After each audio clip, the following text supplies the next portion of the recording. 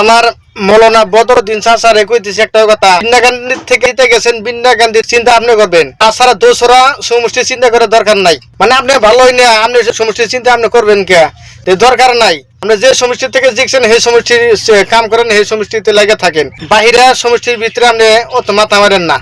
আর আপনি অত সহযোগিতা করবেন গায়েন না। আপনি যা কিছু দরকার আছে আপনি বিন্যা গান্ধী থেকেই মানে সহযোগিতা তাকে করে যান। তাকে যদি খাবার নাই, আপনি খাবার নিয়ে দেন, কোনো সহযোগিতা বা কোনো দিয়ে দরকার নাই। আপনি নিজের সমষ্টিতে আপনি রিলিফগুলো দিয়ে দেন। এছাড়া কোনো সমষ্টিতে আপনি যিনি রিলিফ দিবেন গায়েন না, কোনো কথা কবেন গায়েন না। আপনি ভালো না, আপনি দেখ পারেন নেগা পায় না, আপনার আবার রিলিফ খাই যাবার খুবই মানে নেগা পা, আর আপনার হিসেব খুব ভালো পা।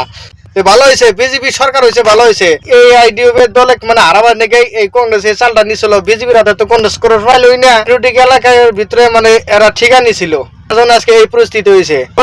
দোয়া করি আমি 5 বছরে আরো ভালো করে উচ্ছেদ করু, মানুষের আল্লাহ জাত হই। হিমন্ত বাবা যেন লাইতে লাইতে বল খেলা মানে তো ভালো থাকবেন যারা যারা কংগ্রেসে ভোট দিচ্ছেন। কাল পারি না একটাই কথা কই, তোমরা সরকার করতে চাইছিলে, সরকার হয়ে গেছে গা। আর হিমন্ত মামা কিন্তু গোল দিবেন নাকি নিচে, আর চান্স মানে কি আইকালা বাস দিব, আইকালা বাস দিবেন নাকি মামা কিন্তু পুরা প্রস্তুত নিছে। জেসিবি টেসিবি আইনা পুরা বুকিং। 12 মে মানে মুখ্যমন্ত্রী হবো, 12 মে তৈরি তোমরা যাহেরা অপেক্ষা করে থাকো, দিশা বাজাবো। আমরা ঠিকা নিয়েছিলাম কংগ্রেস সরকার করবো, যার জন্য আমরা 18টা এমএল বানাই দিছি কংগ্রেসে।